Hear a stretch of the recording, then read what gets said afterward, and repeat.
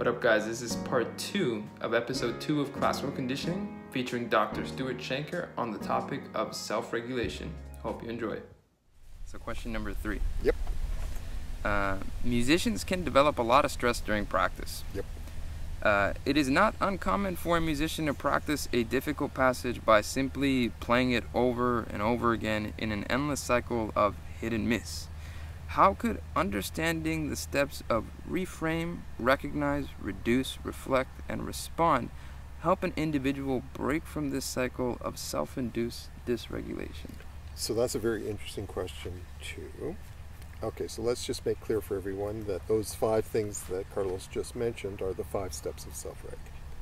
And so what he's asking here is, can Self-Reg help us, let's just for the moment describe this as staying in the zone. Okay, so one of the things that happens when you go past you have this thing called a limbic break. And the limbic break monitors how much glucose you're burning. It's deep inside your brain. And so when you've used up, when your glucose levels in your bloodstream dip below a certain level, it's like the float in a gas tank. When it dips below a certain level, the limbic break says stop. But you know, your intent as a musician, you're very focused and you want to push through the limbic break. And you can push through the limbic break. You can do it through willpower, through determination, compulsion. And that's when you trigger the energy reserves using cortisol. But we have certain signs of when the limbic break has kicked in. And that's very interesting. So in terms of the 5 steps that Carlos went through, so the first one is just recognizing the signs. What are the signs that my limbic breaks have kicked in? Well, there's a couple. And one of them for a musician that's very interesting is that we start, the quality of performance Starts to dip down. And in fact, there's a curve that psychologists use, and it's called an arousal performance curve. It's called the Yerkes-Dodson law. And basically what it tells us is the breaks are at the peak. The breaks are at the point where performance is at its maximum vis-a-vis arousal. And when we push past that peak, push past that limbic break, performance begins to degrade. It happens in everything, in any kind of performance activity, sports for example. So right away you know if you're starting to stumble. Yeah. If you're starting to, and so we're not even talking about, well, we'll get to that next. So if, amongst other things, one of the interesting things that happens is that fine motor control goes first. Oh, wow. Yeah. So gross motor control lasts a lot longer. So when you find what's really happening is that decline in fine motor control is a sign that you're pushing past the limbic break. Okay. There are other signs. So other signs are suddenly you were focused on the piece, you were focused on the music, you were totally absorbed in this musical experience, which is very difficult to compare to any other kind of experience in life. And all of a sudden, other things start coming into your head. Yeah. So, and it could be a worry. It could be something that, it could be you become worried about how you're playing, or you're worried about, did I turn the stove off? It could be crazy thoughts, stupid thoughts. It can be negative thoughts. These are a sign that you have pushed past the point. Well, there's another sign. Up until this point, before the limbic breaking, pushing past the limbic break, up to this point, you've been feeling good. Yeah, it feels really great. And now all of a sudden, it doesn't feel so good anymore. And so your mood starts to become You can become many things. You can become, I mean, think some of the musicians, think of Toscanini. You can become angry. Yeah. You can become, think of Bernstein, you can become irritable. I mean, it's very interesting, the things that kind of happen. So we can look at quality of play, we can look at what's going on in our mind all of a sudden, we can look at what's happening to our mood. And now your question is, what can I do? And I think we'll get to the larger question that you're asking. I can't remember, but I think it sort of leads into the larger question in a second. But for the moment, one of the things so I have the same experience as a public speaker. Mm-hmm. And so as a public speaker, what happens is I've never used notes, ever. And that means that I'm really taxing my working memory. And for lots of reasons, this can happen to me while I'm speaking. But so I do several things for restoring my energy. And one of the things I do regularly is meditate. And what I discovered many years ago is that I can, in fact, meditate on a stage in a split second. You learn I call it flipping the switch. And I can flip the switch anywhere. And I can do it for 5 seconds, 10 seconds, a minute, 2 minutes. I'm not aware of the time. And it has a remarkable ability to restore. So the question is then why? I mean, anyone can do this, by the way. Yeah. And I've taught it to other people that work for me. So raises a very interesting question, which we haven't looked at. How could that possibly work? How could something like flipping the switch, even if only for, say, 20 seconds, Mm-hmm. how can that get you back into energy mode? And so I'll tell you the answer.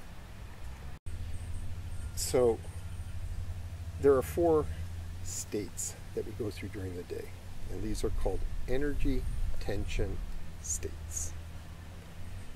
And when we perform anything best, we are in what's called the top right quadrant, which is high energy, high tension. We need tension to perform. Tension makes us perform better than, if you're like, you were a little nervous when you started. Yeah. And you were nervous for lots of reasons, not least of which you didn't know how it was going to sound outside. And so that put you in a very tense state. But the tension was good. It made you play well. Yeah. And you played exceptionally well. So we do need tension. So when we're in high energy, high tension, man, we can do magic. The problem is tension burns a hell of a lot of energy, because what tension is all of our muscles are tensed up. Not just so when you were playing, every part of you, I was looking at your legs were very, very tense. So we tense up everything. We tense our face, we tense our shoulders, and that's why our heart goes up. Because tension is basically you are sending blood to all these muscles. And every part of you when you're performing is tense.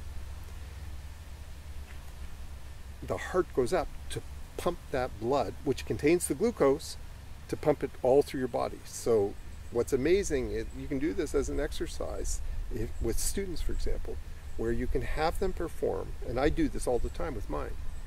And you'll learn how to read the signs of tension. And then you say, okay, stop. Close your eyes, and you can do this right now. And tell me how much tension's in your cheeks. Let your cheeks drop. Let your jaw drop. Let the tension over your eyes relax. Can you feel it? No, I mean a little bit, but not a lot. Okay, so you're going to have to practice. Mm-hmm. Okay, now what you learn to do through meditation is you learn by flipping the switch to relax the tension in your shoulders, in your neck, in your face. And what happens is that little burst of relaxing the tension refills the tank. Because the energy is being spent on the tension. So now, if we can bring our attention down, and you have to learn how to do this, and you do it through meditation where you focus on recognizing and reducing tension all through your body. So, and you'll learn which part of you is the most tense. Mm-hmm. So for me, because I do brain work, it's mostly face. For a musician, I'm going to go, especially someone playing double bass, I'm going to look at upper shoulders, upper back, maybe trunk. And we humans have a very poor ability to monitor our own tension. Children are terrible at that. So we don't have a tension gauge. And so we go more and more tense, burning more and more energy. We're going into that bottom right quadrant. So the reason we flip the switch is what happens is by flipping the switch, you can dramatically reduce the tension. Your heart rate comes down for that reason. Your energy starts to restore. What we're looking for here, and we'll come back to it, I guess, is we're looking for flow. That's what we're looking for. Yeah. Okay, so we'll come back to it. So I've now answered 1 and 5 of the 5 steps that Carlos gave me. The second step, identifying the stress, well, that's easy. It's the damn music. I'm performing or whatever, and we're practicing. By flipping the switch, I am reducing the tension. Mm-hmm. And the 4th step that he referred to is becoming aware of my tension. We block it out to push ourselves, but it turns out, ironically, paradoxically, that by becoming aware of tension, we reduce tension. Yeah. And then the 5th step is go back and play some more. And keep at it. Yeah. Oh, well. But now it's instead of that sort of pushing yourself through, what we're trying to achieve here is coming back into that state of flow, which we'll come back to. Mm-hmm. So it's really highlighting, I guess, the word awareness. Yes. Exactly. So here's our following question. Being a musician and performing in high-stress situations go hand in hand. Yes. Understanding that self-regulation awareness can help us reserve our energy, how can we use this awareness to combat the dysregulation associated with our own thoughts during different stages of performance? Before performance, that sense of nervousness, anxiety. During a performance, negative thoughts, as we mentioned, odd thoughts, physical fatigue perhaps from posture. And after, managing self-reflection of one's own performance, both in a positive way, if things go well, and trying to not, I guess, over-arouse ourselves, and in a negative way in terms of feeling like it's the end of the world. So let's talk about flow. Yeah. Okay, so flow is what we're looking for. So flow is this idea that, I can't remember where he's from. Was he a Czech? Hungarian? Czech or however you say his name, came up with this idea. And what we're seeking in any kind of performance is flow. And in a flow state, so first let's just describe it in sort of phenomenological terms. It feels good. You're not aware of time. You're not aware of, you don't have these intrusive thoughts. In a flow state, you are performing at your best, mm-hmm. And sort of self-awareness, you're not aware of anything. You're just aware of, you're just doing it. But flow has a time limit. And so what you're asking is, first of all, what happens if I have all these experiences you described during the performance or the practice, or another issue you raised, which is very interesting, about afterwards. Well, let's park our afterwards for a second. Okay, so right off the bat, it's telling us that we are not in flow. Okay, so I left flow. And what we're striving for as musicians is we've all experienced flow, and it's one of the reasons why we do become musicians, because flow is one of the supreme experiences that a human being can have. One of the things that we want for all children is to experience flow in something. In a flow state, so we start to now look at it physiologically, what's going on here. And we have two mechanisms. And one of them is a mechanism that burns energy, and the other one is a mechanism that restores or recovers energy. And these are in a flow state, so it's called, there are two branches of the autonomic nervous system. The sympathetic burns, the parasympathetic restores. So in a flow state, what's happening is the two of them are like this. And they're keeping each other in that balance so that you are in flow. Now, if you push too hard, then what happens is that. So the recovery drops, and we can't get back into flow. So what are we trying to do with Self-Reg? Because if it's the case that you've now gone, flow's left the building.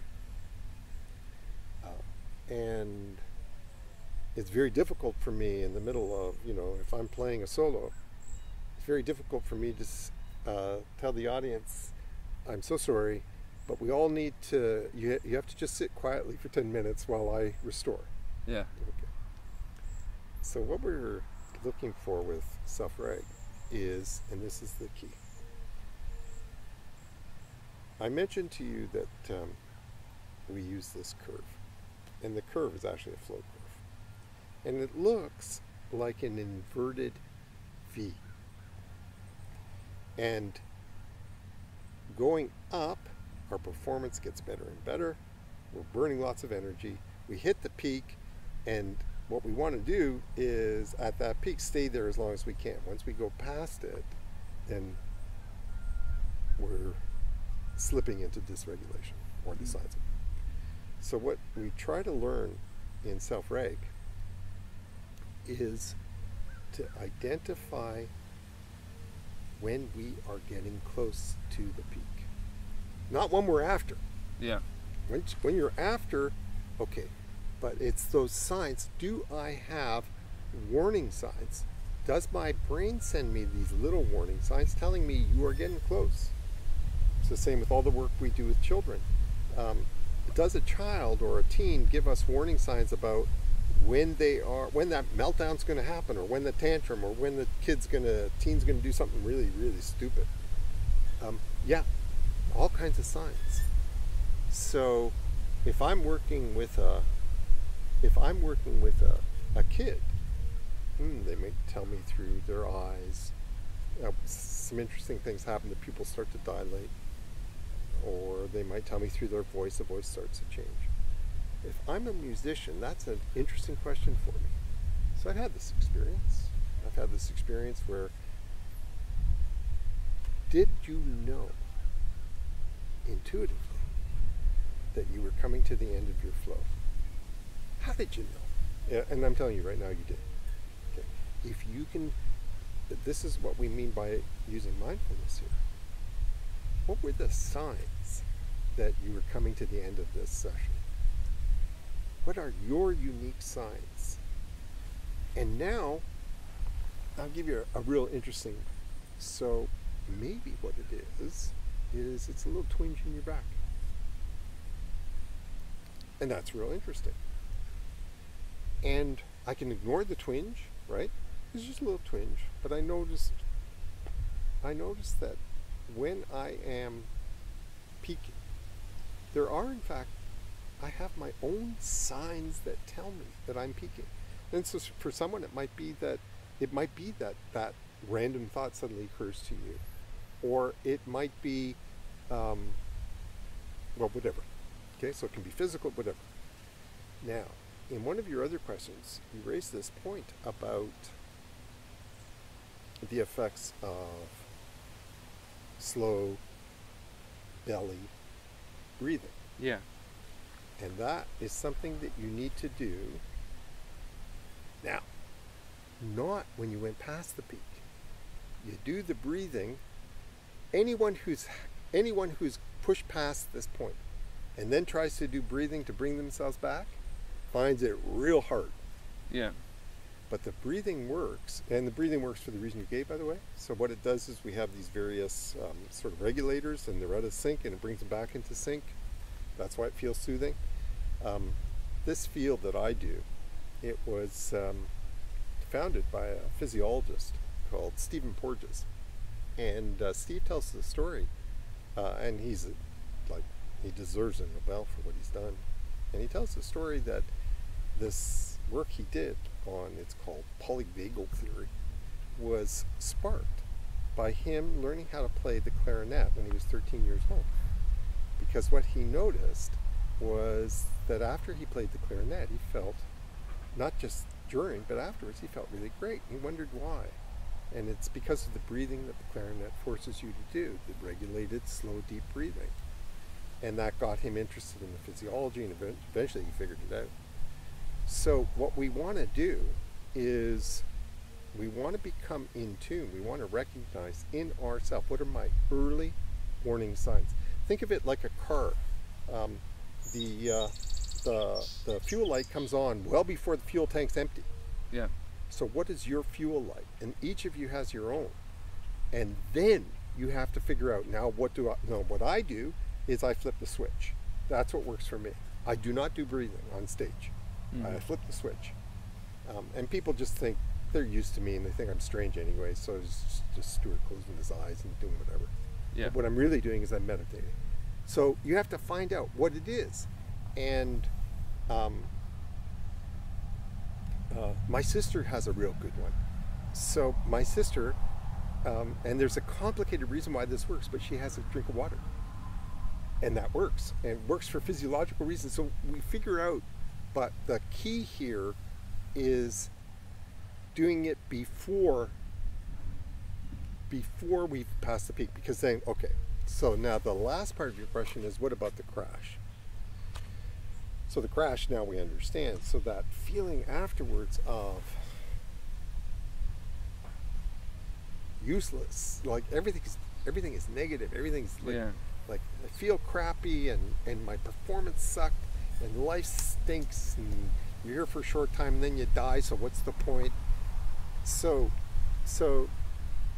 that's a very interesting question now. Okay, so if you push past this point, so you're going down that slope, you're going down the downside, and you're pushing your reserve system and using cortisol, you're going to feel like crap afterwards. Yeah. And that's where the musician has to do what you were suggesting. So now what I need to figure out is, I know what I've done, I know why it's happened, what can I do to, how can I meet this state? Okay, so now imagine that you're working with a child, a young child. And the young child has, in a tantrum, maybe it's 5, okay? 3, 4-year-old. What would you do? You're dealing now, you're a teacher, you got a 4-year-old who's screaming, lashing out. What would you do for that child? I think, well, knowing what I know now, I think I would try to see, is there something that is possibly overstimulating the child? Good one. Good one. And then Good one. Yeah, to go through the variables of so that. So give me an example. Is it sound? Good one. Great one. Is it... Good one. Okay, so say it's sound. What would you do? If it was sound, then I would, what is it called? If we're in a loud room, turn things down. Great. Okay, so that's how we do it. That's literally how we do it. So you got to figure out what it is that is overloading his nervous system. Would you say to the 4-year-old,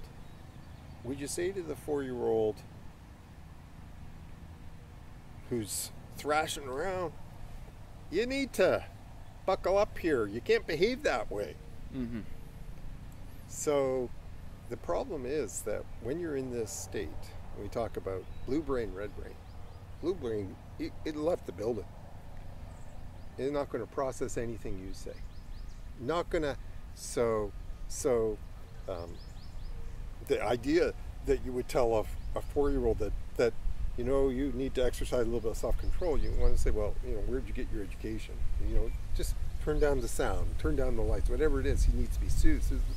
So, because we know that blue brain is, when we go into that state, we've gone into what's called red brain. Blue brain's gone. So there's no point in talking or reasoning or... Mm-hmm. Same thing with teens. So when we work with teens and teens have gone red brain, the tendency is to lecture them or tell them, you know, threaten them, or when really what's happened is they're at the level of the 4-year-old and they can't process what you're saying, and what they need is they need to be soothed just like a child. But musicians seem to think that they're a different category, because what musicians do when they're in this stage is they beat themselves up. Yeah. And so they're going to talk to themselves, and they're going to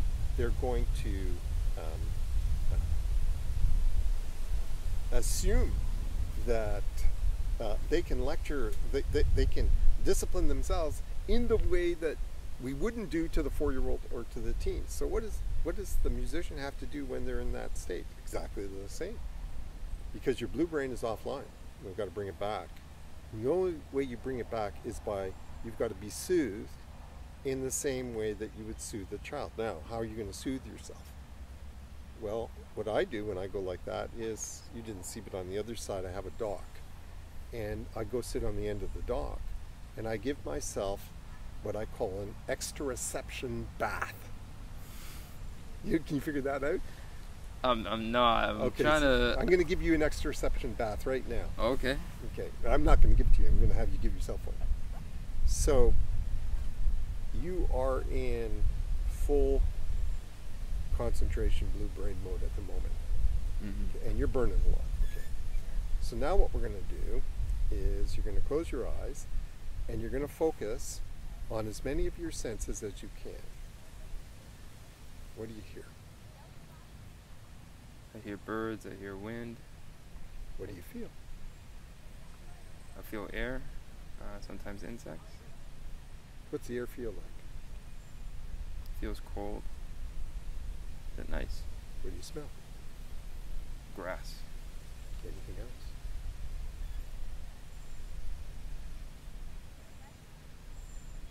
I guess a little bit of the vegetation around. What do you taste? Soil. It's a very interesting thing about smell. Smell and taste are very close together. Okay, so what you do is, in an exteroception bath, you focus on your senses, nothing else. You don't think.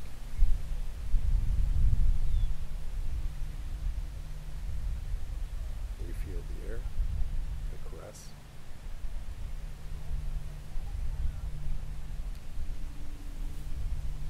One of the things that this does is it creates homeostasis. When we become dysregulated, we lose all self-awareness. So what we have to do when we're in that state, we have to get the blue brain back online. But you can't do it by forcing yourself. You can't do it by... So what I do is I do an exteroception bath. And I find that brings me back into balance. Some people do a real bath, do a bubble bath. Some people go for a run. Some people cook, bake. You have to find that one. But what you don't do is think. What you don't do, you don't pay attention to yourself, you don't pay attention to the negative thoughts. What you have to do is figure out what for you.